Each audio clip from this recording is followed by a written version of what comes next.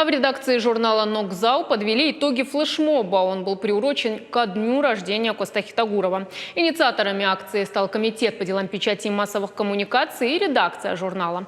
В нем приняли участие школьники, учителя, воспитанники и воспитатели детских садов и Северной и Южной Осетии. Всего около 500 работ в рамках флешмоба. Участники читали произведения Коста на осетинском и русском языках.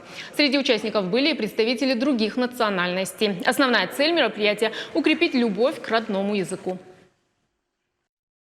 У нас получился такой грандиозный масштабный проект, где приняли участие в итоге и воспитанники, и воспитатели, и ученики, и учителя.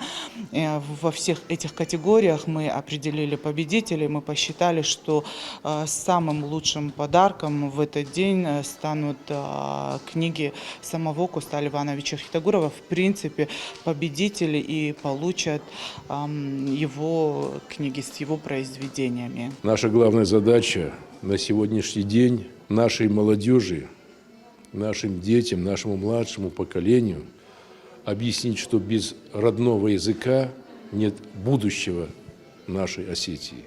Это самая главная задача. Если мы сейчас, вот наше взрослое поколение, не будем заниматься нашими детьми, нашим молодым поколением и не будем внедрять в их умы, что язык наш – это не просто язык общения, а это язык ментальности, что если мы перестанем говорить на осетинском языке, понимать осетинский язык, то мы просто потеряем свой образ, свою ментальность.